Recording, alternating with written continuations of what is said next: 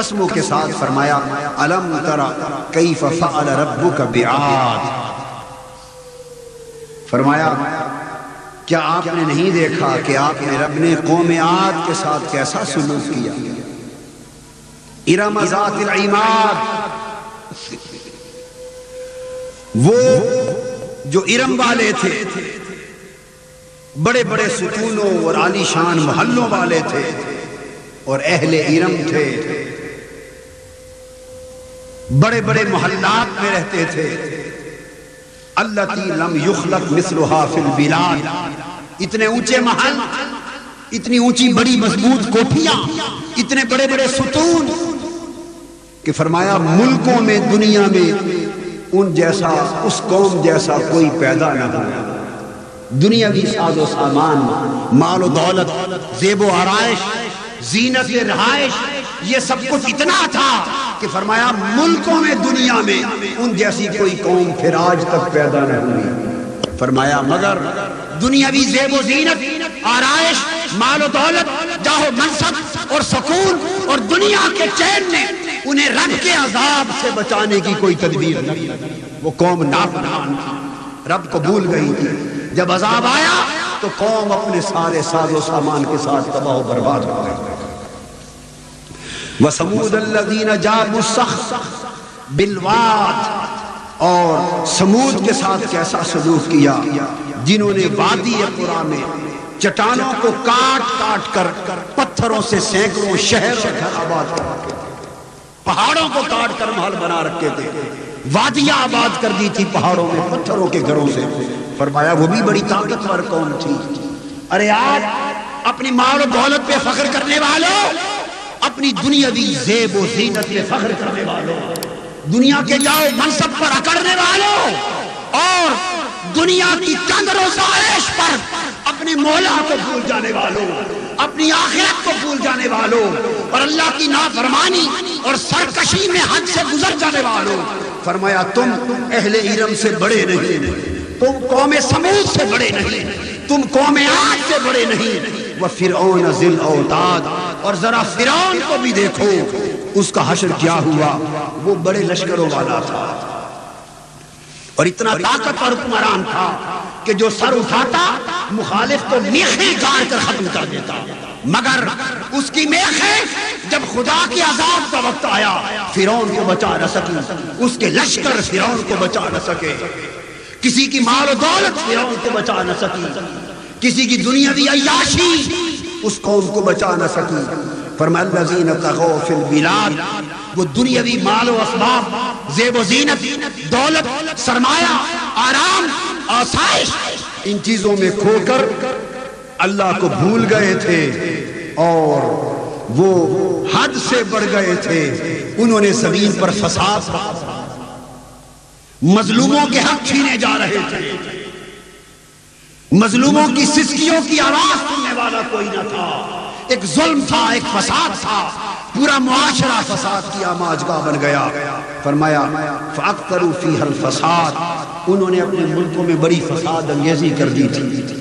فَصَبَّ عَلَيْهِمْ رَبُّكَ صَوْتَ عَذَابٍ، جب ان کا فساد حد کو پہنچا، ان کا ظلم انتہا کو پہنچا، ان کی نافرمانی سرکشی حد سے گزر گئی اور خدا کو بالکل بھول گئے، آخرت کو بھول گئے، تو فرمایا پھر رب نے ان پر اپنے عذاب کا کوڑا برسایا، عذاب کا کوڑا برسایا۔ اور آپ کا رب سرکشوں اور نافرمانوں کی خوب طاق ہے۔ اے حبیب اپنی امت کو بھی بتا دو کہ رب کے عذاب کا کوڑا سمود و عاد پر برسا، فرعون ذی الاوتاد پر برسا، بڑے بڑے اہل بلاد پر برسا اور بڑے بڑے اہل فساد پر برسا۔ اپنی امت کو بتا دو کہ رب کے عذاب کا کوڑا تم پر بھی برس سکتا ہے۔ میں تو تمہیں اپنی رحمت سے نوازنا چاہتا ہوں، مگر تم اگر ان قوموں کی روش پر چلو گے تو میرے عذاب کی گرفت میں آؤ گے۔ فرمایا اللہ پاک نے پھر فَأَمَّا الْإِنسَانُ إِذَا مَا ابْتَلَاهُ رَبُّهُ فَأَكْرَمَهُ وَنَعَّمَهُ فَيَقُولُ رَبِّي أَكْرَمَنِ، فرمایا مگر انسان یہ ساری باتیں سن کر عجیب تھی.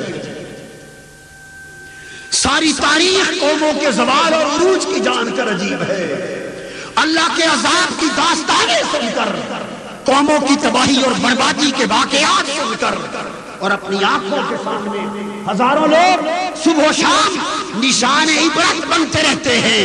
قومیں مٹ جاتی ہیں، محل ویران ہو جاتے ہیں، حکمرانوں کی کرسیاں چھن جاتی ہیں، دولتیں تباہ ہو جاتی ہیں.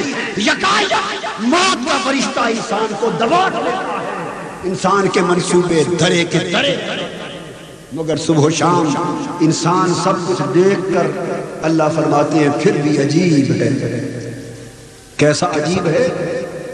جب اللہ اسے آزماتا ہے، عزت دے کر، نعمتیں دے کر، مال و دولت دیتا ہے، اللہ عزت دیتا ہے، طاقت دیتا ہے، سرمایہ دیتا ہے، آسائش زندگی دیتا ہے، یہ ساری نعمتیں دے کر آزماتا ہے. جب اللہ آزماتا ہے تو کہتا ہے اللہ نے مجھ پر بڑا کرم فرمایا، اللہ مجھ پر بڑا راضی، اللہ کی بڑی رحمت ہے مجھ پر، خوش ہوتا ہے. وَأَمَّا إِذَا مَبْتَلَاهُ فَقَدَرَ عَلَيْهِ رِزْقَهُ، اور جب ہم اسے دوسری طرح آزماتے، اس کا رزق کم کر لیتے، تنگی دیتے، پریشانی دیتے، فَيَقُولُ رَبِّي أَهَانَنِ، تو پھر یکایک اس نعمتوں والے رب کو بھول جاتا ہے، رب کی نعمتیں بھول جاتا ہے اور بول اٹھتا ہے وہ بے صبرا انسان، وہ کمزور انسان، وہ ناشکرا انسان. بول اٹھتا ہے خدا نے مجھے ذلیل کر کے رکھ دیا، مجھے تباہ و برباد کر کے رکھ دیا. اے بندے، تیری یہ بے صبری، ناشکری، یہ تجھے نافرمانی اور سرکشی کی طرف لے جا رہی ہے، اور اس کا انجام دوزخ کی آگ ہوگا جو میں نے تپا رکھی ہے. اور جب تجھے دوزخ میں گرایا جائے گا تیری سرکشی کے باعث، تیری نافرمانی کے باعث، تیری بے صبری، ناشکری کے باعث، جب رب کے عذاب کا کوڑا تجھ پہ برسے گا تو اس وقت معلوم ہے تجھے کیا کہا جائے گا. تو پوچھے گا کہ مجھے عذاب کیوں آ گیا، میں دوزخ میں کیوں گرایا جا رہا ہوں، میں تباہ برباد کیوں کیا جا رہا ہوں، مجھ پر خدا کا عذاب کیوں آیا. جب تو پوچھے گا تو تجھے بتایا جائے گا کلا بل لا تکرمون الیتیم. اے یہ پوچھنے والے کہ تجھ پر خدا کا عذاب کیوں آیا، سن لے، اس لیے خدا کا عذاب لوگوں تم پر اور قوم پر اللہ بتائے گا اترا ہے. اور دوزخ کے لائق جا بنے ہو کہ تم اپنے معاشرے میں یتیموں کی قدر نہ کرتے، یتیموں کی تکریم نہ کرتے تھے. یتیم بے سہارا، تم ان کا سہارا نہ بنتے تھے. تم یہ سمجھتے تھے کہ ہماری کیا ذمہ داری ہے. وَلَا تَحَاضُّونَ عَلَىٰ طَعَامِ الْمِسْكِينِ، اور تم اپنے معاشرے میں ایک دوسرے کو غریبوں اور محتاجوں کی معاشی زندگی کو بہتر بنانے کی ترغیب نہ دیتے تھے. ان کے معاشی حالات کو بدلنا اپنی ذمہ داری نہ سمجھتے تھے. تم نے یہ ذمہ داری بلا دی تھی کہ اگر معاشرے میں لاکھوں لوگ پریشان ہو، دکھی ہو، تباہ حال ہو، تو ان کے حالات کو بدلنے کی ذمہ داری بھی خوشحال لوگوں کو، بدحال لوگوں کو بدحالی سے نکالنے کی ذمہ داری خوشحال لوگوں کو، پریشان حال لوگوں کی پریشانی کو دور کرنے کی ذمہ داری خوش باش لوگوں پر ہے. تم معاشرے میں محنت نہ کرتے تھے، اپنے حال میں مست تھے، اپنے کام میں مست تھے، اپنے عیش میں مست تھے. اور پھر تم مال و دولت اور دنیا اور اپنے مفاد کے اتنے رسیا ہو گئے تھے.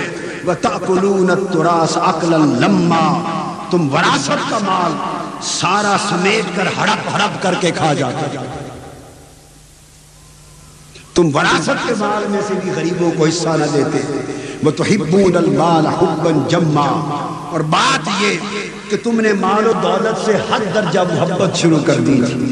بھول گئے تھے کہ مال و دولت آزمائش کے لیے ملی تھی، طاقت آزمائش کے لیے ملی تھی، عزت آزمائش کے لیے ملی ہے، یہ پوری زندگی آزمائش کے لیے ملی ہے. یہ جو آزمائش ملی تھی تم نے اس سے محبت شروع کر دی. کلا اذا دکت الارض دکن دکا، فرمایا یقیناً سن لو یہ زندگی سے محبت کرنے والوں، مال و دولت سے پیار کرنے والوں، دنیاوی آسائشوں پر جان دینے والوں، سوچو کب تک اس دنیا کی پوجا کرتے رہو گے؟ کیا تمہیں وہ دن یاد نہیں جب زمین پاش پاش کر کے ریزہ ریزہ کر دی جائے گی؟ قیامت کا دھماکہ آئے گا، یکایک زمین پاش پاش کر دی جائے گی، ریزہ ریزہ ہو جائے گی۔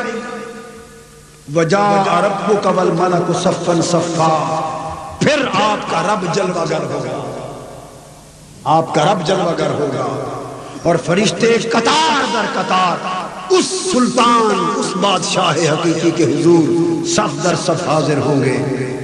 وَجِیَ یَوْمَئِذٍ بِجَہَنَّمَ، اس دن اللہ کی نافرمانی کرنے والوں کے سامنے، سرکشی کرنے والوں کے سامنے، مال و دولت سے حکم جمع محبت عشق کرنے والوں کے سامنے، اللہ کو بھول جانے والوں کے سامنے، آخرت کو بھول جانے والوں کے سامنے دوزخ کو بلا کر پیش کر دیا جائے گا، بتا دیا جائے گا ارے رب کو بھول کر اس دنیا میں کھو جانے والوں، دنیا میں کھو جانے کا انجام آج دوزخ تمہارے سامنے ہے۔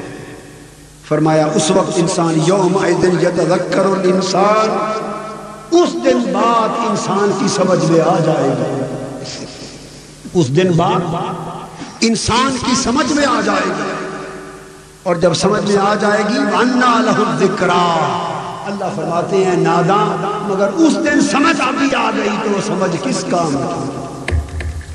جب سمجھنے کا وقت تھا تو نہ سمجھا، جب نصیحت لینے کا وقت تھا تو نے نہ لی، جب اپنے حالات کو درست کرنے کا وقت تھا تو نے درست نہ کیے، مگر جب دوزخ بھڑکتی آنکھوں کے سامنے انسان دیکھے گا یقول یا لیتنی قدمت لحیاتی، اس وقت کہے گا اے کاش میری اصل زندگی تو یہ تھی، میں تو بھولا رہا۔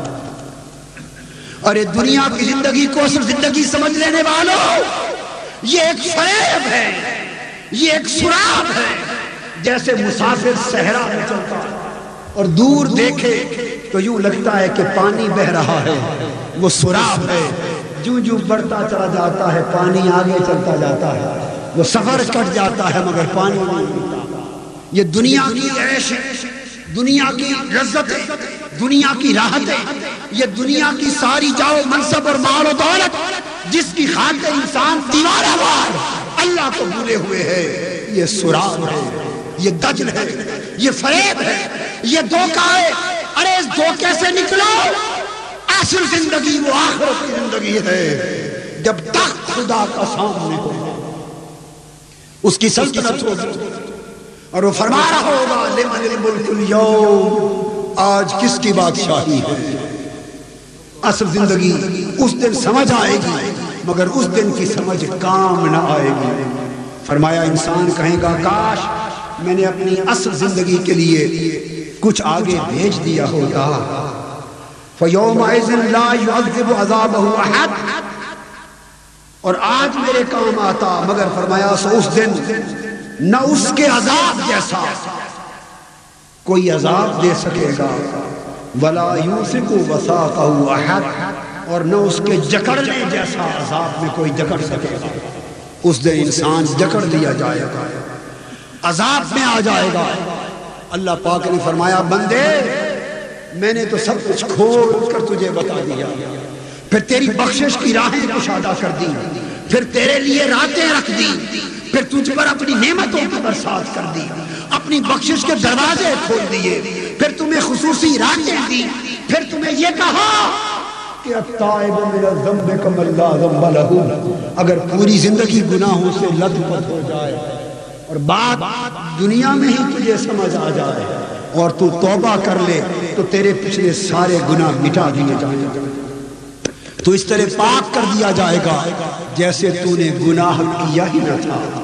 اللہ پاک فرماتے میں نے تو سارے راستے تیرے سامنے کھول دیے، مگر اے ناداں انسان تو اتنا بدمست ہو گیا تھا کہ میرے دروازے بخشش کی بھی تجھے نظر نہ آئے، میری رحمت کے کشادہ راستے بھی تمہیں نظر نہ آئے. میں نے تیری زندگی کے حالات بدلنے کے کئی بہانے رکھے تھے، وہ بہانے بھی تجھے دکھائی نہ دیے. کاش تجھے بات کی سمجھ آ جاتی.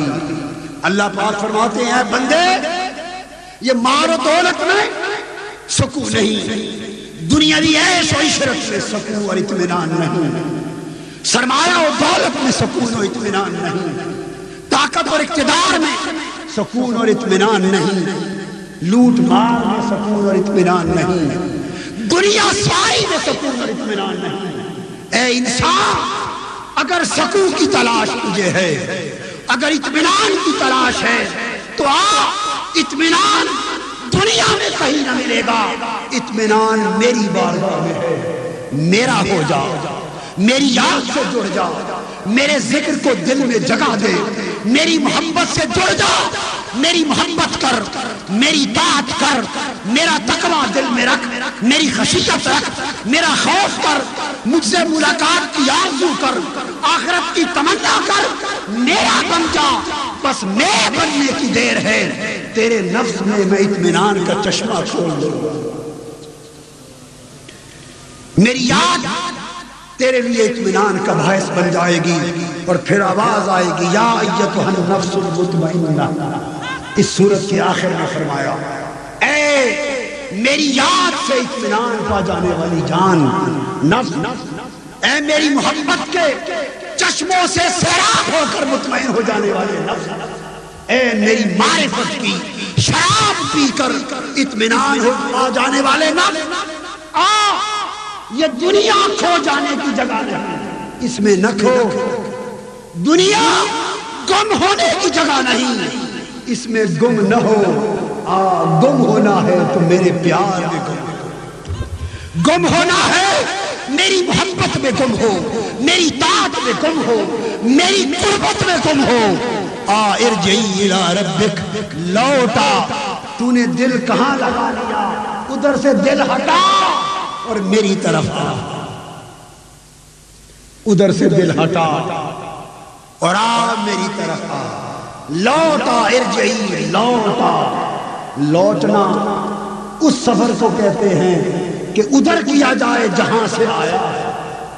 وطن ہی کی طرف جانے کو لوٹنا کہتے ہیں، آگے آگے جانے کو لوٹنا نہیں کہتے. فرمایا ارجعی، لوٹا الی ربک، اپنے رب کی طرف لوٹ آنے کی آواز میٹھی میٹھی صدا آ رہی ہے. لوٹا، پیار بڑی ندا آ رہی ہے. لوٹا، حلاوت بری ایک نغمہ سنائی دے رہا ہے. ارجعی، لوٹا. روح کے تار ہلا رہا ہے نغمہ. لوٹا. آواز آ رہی ہے بندے تو وطن بھول گیا ہے، تیرا وطن یہ نہیں میں ہوں، میری طرف لوٹا. بھول گیا میرے پاس ہی سے تو گیا تھا.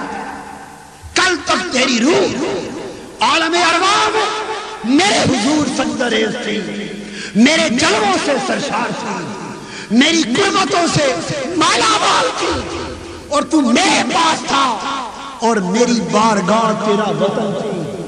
میں نے چند دنوں کے لیے تجھے آزمانے کے لیے بھیجا تھا کہ اس جگہ جا کر مجھے یاد رکھتا ہے یا بھول جاتا ہے. اے بندے لوٹا، ادھر جا کے گم نہ ہو. تیرا وطن یہ نہیں، تیرا وطن وہ ہے. اے انسان، تیری حقیقت ناسوتی نہیں ملکوتی ہے، تیری حقیقت جبروتی ہے، تیری حقیقت لاہوتی ہے.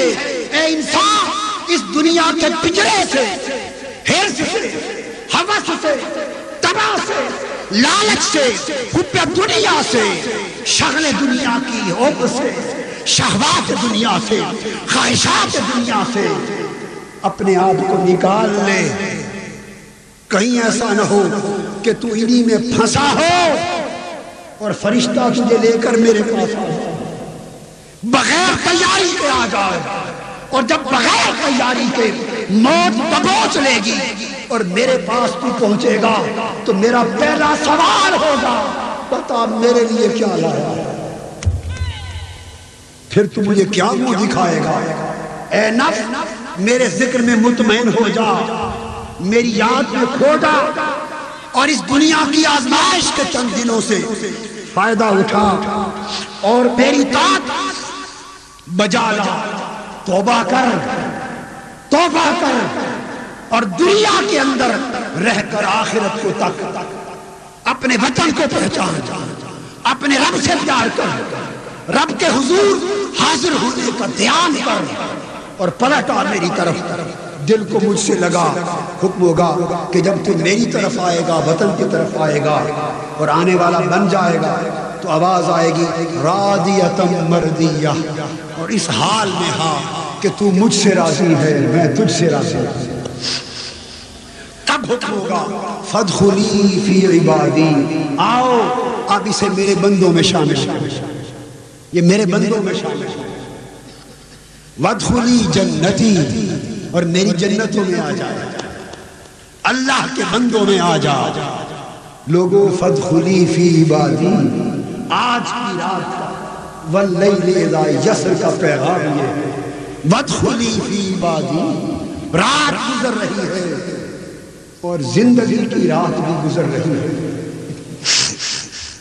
کتنی ساعتیں زندگی کی گزر گئی، کیا خبر کتنی ساعتیں باقی۔ سحر قریب ہے اور موت کی سحر بھی قریب ہے۔ اس سحر کا تو پھر بھی پتا ہے کہ اتنی گھڑیوں کے بعد آئے گی، مگر سحر برزخ کا کوئی خبر نہیں کہ کس وقت آ جائے۔ اے انسان، بغیر تیاری کے رہنے والے انسان، ہم تو بغیر تیاری کے، ہم تو بغیر تیاری کے، اگر اس لمحے آواز آ جائے تو ہم تہی دست تہی دامن بغیر تیاری کے خدا کے حضور پیش ہونے کے قابل نہیں، اس کو جواب دینے کے قابل نہیں۔ لوگوں آج کی رات جیسے ڈل رہی ہے، سمجھ لو کہ زندگی کی رات بھی ڈل رہی ہے۔ آؤ اس اصل زندگی کے لیے کچھ بنا لو، آخرت کی تیاری کر لو، اللہ سے ملاقات کا دن آنے والا ہے۔ لوگ جو محبوب سے ملنے جاتے ہیں تیاری کر کے جاتے ہیں، قیامت کا دن، موت کا دن، دو ملاقاتیں آنے والا ہے۔ موت کا دن دو ملاقاتیں آنے والا ہے، ایک قبر کی شام کو ملاقات ہوگی، ایک قیامت کے دن کو ملاقات ہوگی۔ قبر کی شام، قبر میں جاتے ہی تاجدار کائنات کا چہرہ انور ہوگا، امتی حضور کے سامنے ہوگا۔ اگر دامن میں کچھ نہ ہوگا تو شرمساری۔ اور قیامت کے دن اللہ سے ملاقات ہونے والی، نیچے کر دو فوٹو، نیچے اللہ سے ملاقات ہونے والی۔ لوگوں آؤ آقا کی بارگاہ میں ہم چہرہ دکھانے کے قابل کچھ ہو سکے، اللہ کے حضور پیش ہونے کے قابل ہو سکے، اس کی تیاری کر۔ اور تیاری کا راستہ اولی توبہ ہے، پھر اصلاح ہے، اور پھر دنیا پر آخرت کو ترجیح دینا۔ توبہ ہے، پھر اصلاح ہے، پھر دنیا پر آخرت کو ترجیح دینا ہے، پھر دنیا کے نظاروں پر قیامت کے نظارے کو ترجیح دینا ہے، اور دنیا کی دولت پر آخرت کی دولت کو ترجیح دینا ہے۔ اللہ کے حضور پیشی کے تصور کو ہم ذہنوں میں جاگوزی کریں۔ کتنے دن، کتنی راتیں، کتنے سال، کتنے مہینے گزر چکے، گزر رہے ہیں، گزرتے جائیں گے۔ کتنی سنگتیں تھیں جو پچھلے سال تھی آج نہیں، اور کتنی سنگتیں امسال ہیں آئندہ سال نہ ہوگی۔ کسی کو کیا خبر؟